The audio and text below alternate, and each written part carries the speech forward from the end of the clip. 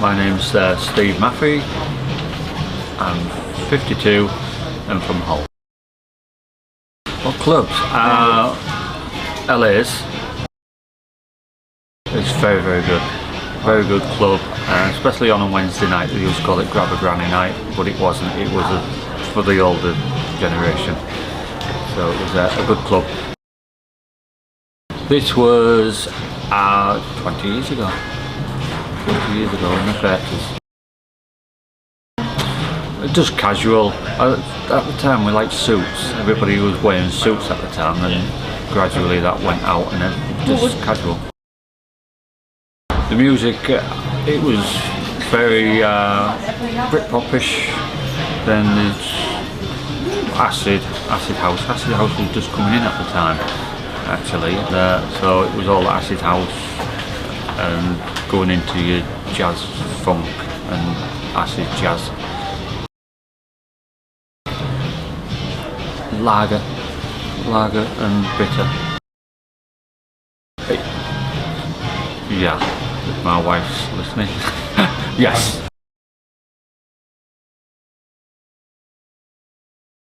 My name's Kirsty. I'm from Leeds originally, but I've been living in Hull for the last 15 odd years, and I'm a local artist.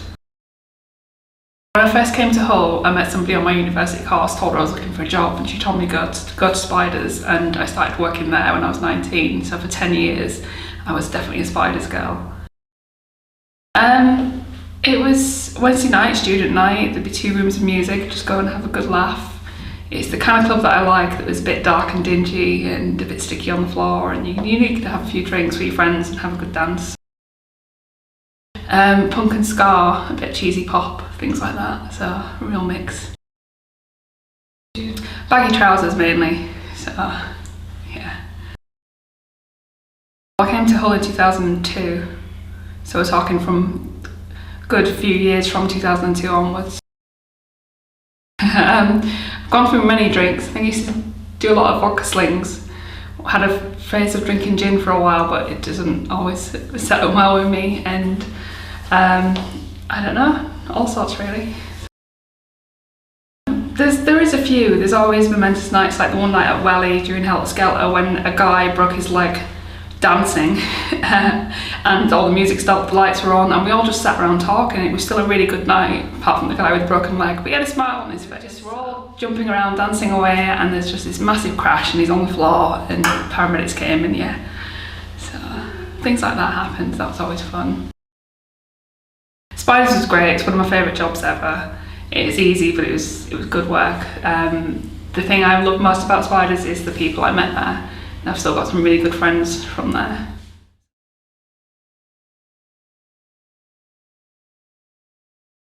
My name's Alec Gill, Dr. Alec Gill MBE if you want.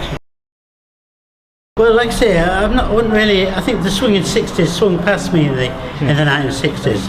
Not that I had a sheltered life, but I think being small, as you maybe realise, I wasn't really a big hit with the girls, so I didn't go clubbing all the time, But thinking about girlfriends, I did used to go to Folk Club 1, did they call it Folk Club 1? In the Bluebell, and the Waterstones would be there, sometimes. And but we'll call her Maureen Dealer, if they call her, I mean, she maybe forgotten me, but anyway, she was quite into Muddy Waters and Lead Belly and the blues and that kind of thing, and I like it as well, sort of thing.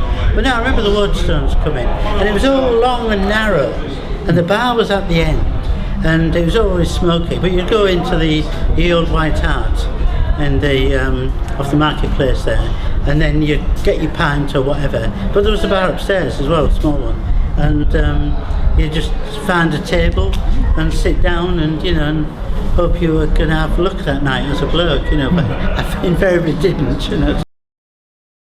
I suppose you've got some of your Hessel Road clubs, and they are keen on country and western, and so if that was on, I would be interested in watching it, but I would never really go out my way, and I'm not really a boozy, I like my alcohol, but not to go regular, sort of thing. the Stones and the Beatles and Kinks. Yeah, because the Kinks, no, now you mention it, my cousin, Laurie Brown, he was a trumpeter with the Kinks, you know, because Ray Davies and his brother used to have a brass section at one time, and he was in it. And Laurie Brown, who some people will know from the 60s, his mother's pub was the Navigation Inn down Blanket Road, and that was nice. And he was a motorcyclist as well in the TT, but he was mainly, his heart was in, he's still around, he's in London, Brixton, and his heart was in the trumpet playing, you know, sort of thing. But yeah, he backed Adam Faith, and I remember going with the Kinks on the bus, and we could have gone to the university as well and had a session there, but it was really good, you know. But yeah, I mean, there's Can't Beat the Stones, you know, and that kind of thing, and then through some other girlfriends, they introduced me to Dave Bowie, not in the flesh.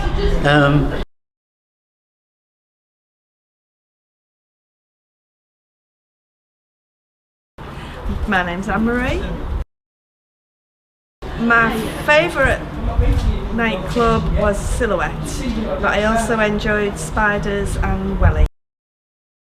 Late 70s up to mid-late 80s.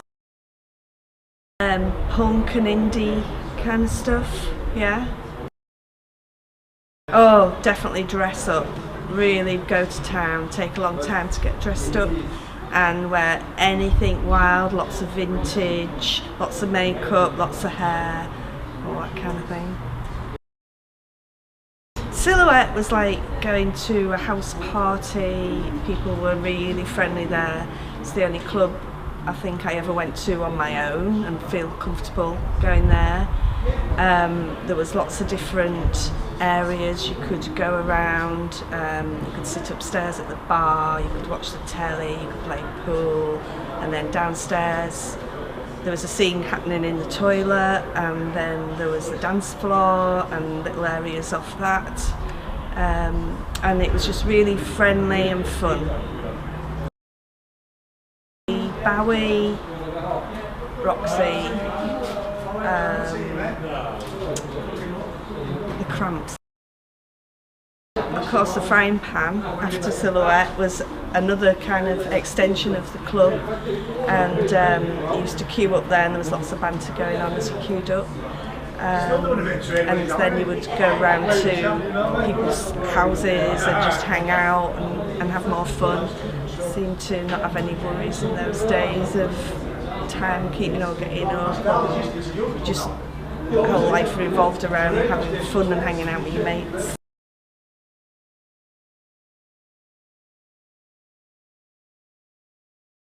My fondest memory was of Malcolm's, which was previous to the Ballyhigh nightclub in, I think it's George Street. And Malcolm's was a really buzzing place at one time. There was a fantastic mix of ages and characters, and it particularly enjoyed the soul and funk scene, which I remember and love. 1971.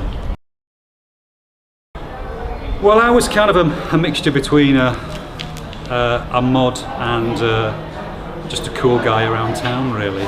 I was there to impress, I was there to dance. I love funk music, so I feel I can still get down when asked, but don't ask me.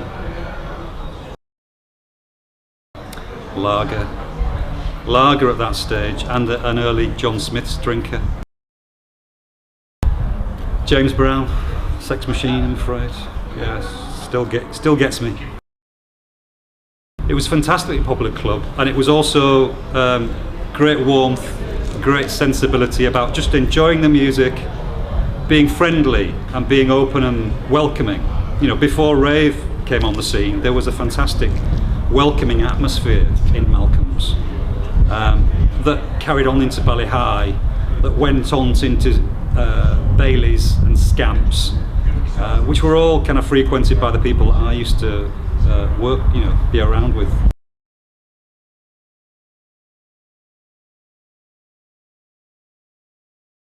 Christine Bird. Most of my misspent youth was at the Waterfront Club. I never actually got to go to the beer cellar. I was probably a little bit young for that one, I think. But yeah, I enjoyed my time there. I used to go to Tiffany's as well now and again when I was about 14, 15, sneak in there, lie about my date of birth. My favourite place was certainly the Waterfront. I used to go to one above the Co-op. It was Bailey's, well, Romeo's and Juliet's. Went there a few times as well. Early 80s? Late 70s, yeah. I think when I was going, it was like spandex trousers and stuff like that. A lot of different stuff, a lot of the rocker chow stuff, the sort of vibrant coloured shirts and stuff, and headbands and frills and things. So. I met my husband there at the Waterfront 1980, so that stands out quite a bit. He was drunk and disorderly actually when I met him, so and I was sober.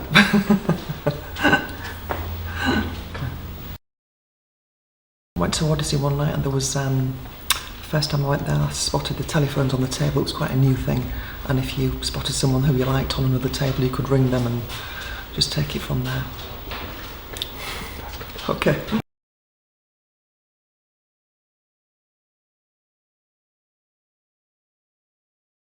I started off at 16 going to the Wallies under 18s. That was opposite the Tower nightclub. It was a cinema that had been turned into a youth club.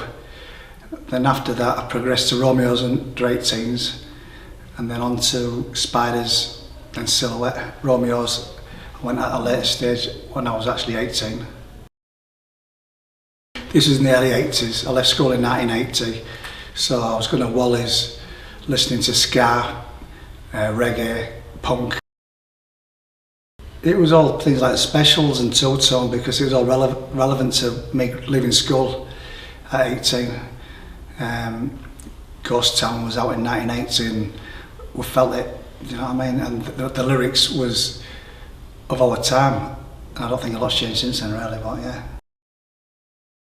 I used to like my suits. We used to go to a shop down Hesel Road called General Clothing, and it was all like stock that I had in the shop for years. And I think we came around at the right time because we had all this old stock, and the mod revival and the two-tone thing was happening, so everybody was getting suited and booted. Then progressed to get into bands like Spear of Destiny, well, Theatre of Hate and Spear of Destiny, and it was a rockabilly look. Even though it wasn't rockabilly sounding, the music, the style of the clothes, like the turned up jeans, t-shirts, rockabilly gear really. Went to Beasley's, used to get a lot of American ex-army clothes and things like that there. I liked Sada for a lot of years. I think I had a bad experience on Pernod once in Spiders, and I think I left that alone. Vodka every now and again. Just dancing on Spiders dance floor, because it was near the river, the mud used to seep up through the nightclub, and everybody would go out in the white steer press jeans and they'd be caked in mud by the end of the night, and it was just mental. Well, it was just, you was all young, weren't you? So you was all out together, you was all out for a good night. We all thought it was the best dancers in the city, do you know what I mean? But really, we must have like crazy guys, you know what I mean? Some of the dances, especially with bands like King Kurt and the Wrecking Crew and the Meteors, it was all like ostriches trying to take off in flight. I won't give you, well, I could give you a demo, but I don't think it'll go down too well on the camera. But yeah, we was all pushing each other about on the dance floor, and it was just hijinks. We were all 18, weren't we? 16 to 18. First experiences of going out and clubbing. But yeah, went to Spiders a lot, then Silhouette, that was for the older guys, but we got in there, and it was open on a Sunday night, so if you had nothing to do on a Sunday night, it was quite good. Got chicken in the basket. That was part of the policy, to open on a Sunday night. They had to provide food. And there was always the alternative clubs that I sort of lent myself to, because Romeo's and Juliet's was a bit safe. Waterfront was for people who had expensive tastes, and that wasn't my clique. So I hung around with kids who had the same amount of money in the pocket to spend on the nights out myself, you know what I mean?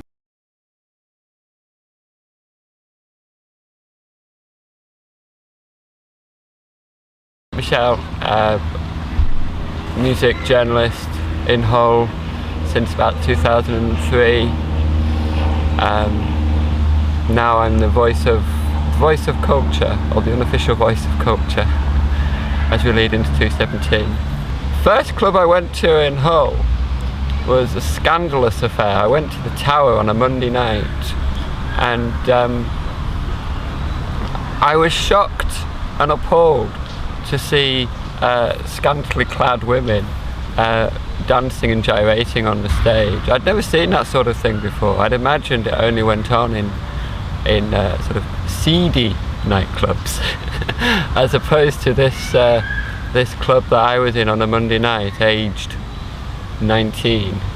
It was Tower for an hour. You know, it was that night, and yeah. I remember the Beach Boys were playing because my friends were sort of surfing on each other's backs.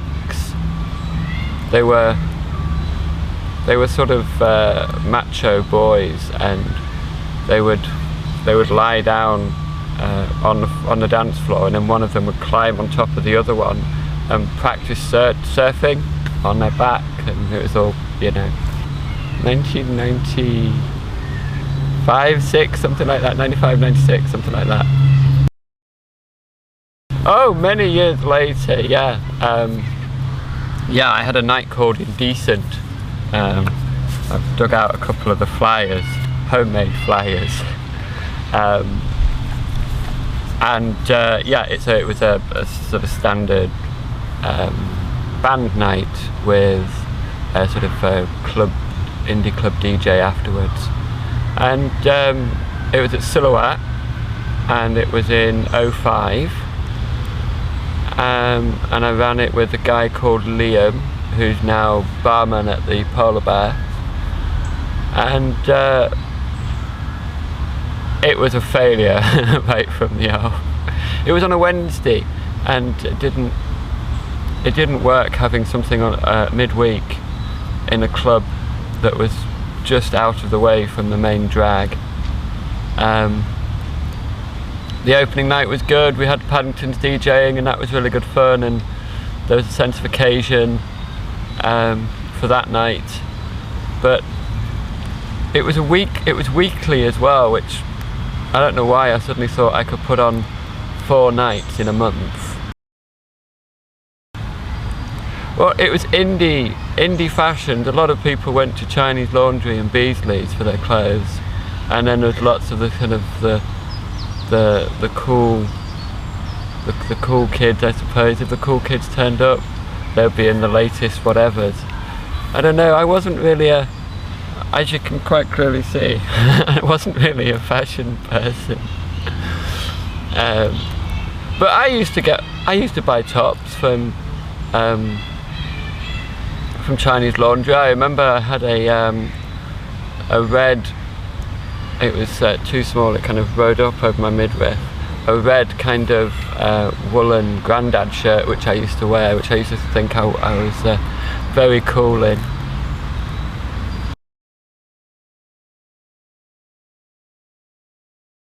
My name's Catherine Vickers. Right, well, I went to quite a lot of different ones. Went to the Locarno, as I'm thinking of. We used to go on a Monday night when we were about 17. It was a non-drinking night, but it was a good night. Went to Skyline a lot, especially on Thursday nights, because that's when they had the big groups on. Then we used to go to, when we were a little bit older, we went to the 51 Club, and when that closed down because of changes in the casino rules. So we all decamped, me and my friends all decamped to Beer Keller at that point. So a few, but not gondola. I don't think my mother would have let me, or disco, any of those. It's a bit young for that. How sort of very basic it was, and again a bit of a death trap really if you thought about it, but we didn't in those days. That was mainly music. I can't remember anybody ever appearing there, but the thing that really sticks in my mind is they used to have a little old lady, I think she was called Vera, and she used to do what was called chicken in the basket, which was a bit of a new concept then. It was like a chicken leg in a basket with some sort of semi-raw chips, and that was like the highlight of the evening sometimes really, so that was good. Music was good there. You went down some steps and there was I don't know, when I think of it in my mind, it's like it had straw on the ground, but I'm sure it didn't. It was that sort of feeling, really, and the toilets were fairly disgusting, really, as well.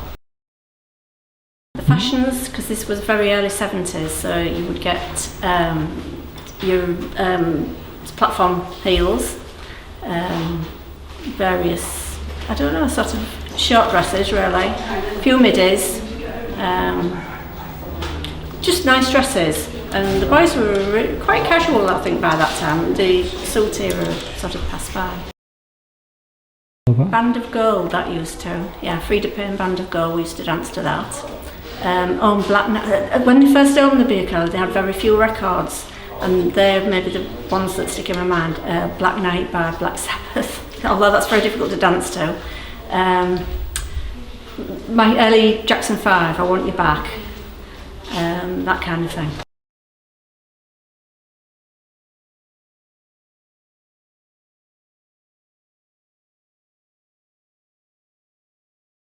Name's Richard Vickers.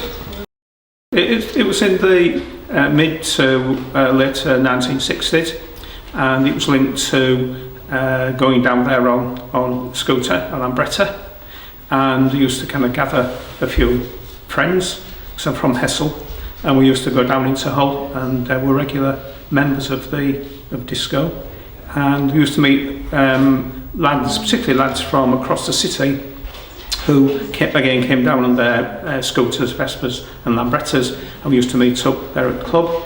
It was a regular feature. You know, it obviously went on for, I would guess, 2 or 3 years. I can't remember the exact dates, so to speak. And we met there, you know, to talk about bikes, meet girls, dance. Overriding memories of discotheque was the smell, and the aroma. You can't quite sure what that was. When it got really hot and the music was loud and people dancing, you used to get the sweat off the walls, gave it a real atmosphere. Another memory I have is I used to think to myself, this is a bit of a death trap, because we're down a narrow alleyway in a building, in a room really, one room with only one exit. And I used to think, you know, if there was a fire or anything went wrong here, we'd have problems. But that aside, it was a brilliant atmosphere. You had some wonderful nights there. It was mainly Motown, and they used to throw in some blues. That was my first introduction to a number of kind of blues bands as well. So they used to vary the evening. So you would get Tamla Motown, but then it would be interspersed with some blues, John Mayall, that type of thing, just thrown in for a bit of variation, I think, really. Well, the alternative was Gondola. I went to one or two concerts there. Long John Baldry comes into mind for going to see him there. So we used to go along there. But that was more, one or two friends who preferred Gondola, and I guess a slightly smarter set, I would say, but in terms of clothes and what have you. But we got on very well with them, and we used to meet up. We'd go for weekends away, Scarborough, Bridlington on our scooters, and we were all kind of chums from the two clubs, and we would meet up there and camp overnight in places like Danesdyke, and we kind of go around the seaside resorts at a weekend.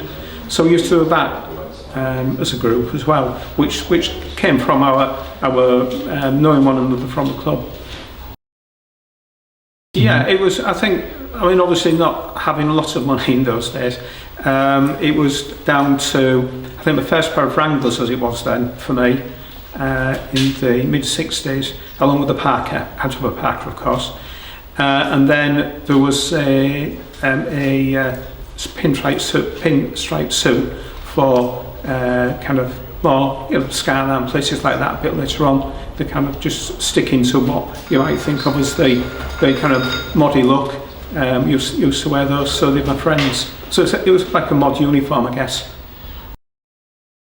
Yeah, it was, and used to get. I'm trying to think as we talk about the other bands that were there, but there were quite frequently big names there. Johnny Walker, that was it. He was there as well. So we did see quite a few big bands there, yeah. What I can say is that at the time, the person I think had the greatest live impact on me was Gino Washington, because we used to see quite a lot of him here, not just in the big gigs, but he would go to some of the bigger village halls. So I can remember, for instance, I think it was either Brough Village Hall. So you would pack the place out with an amazing sound of the brass, which I always liked, and you used to get just spectacular evenings of dancing and movement and noise from those gigs. They were absolutely brilliant. And to me, in terms of live music and dancing, he provided the greatest experience, really. And looking back at his history and the way he came into music and that, you can see where his roots for music came from. So for me personally, for live music, he provided really the biggest memory for this area, because he used to come reasonably frequently, always sold out, always a good night.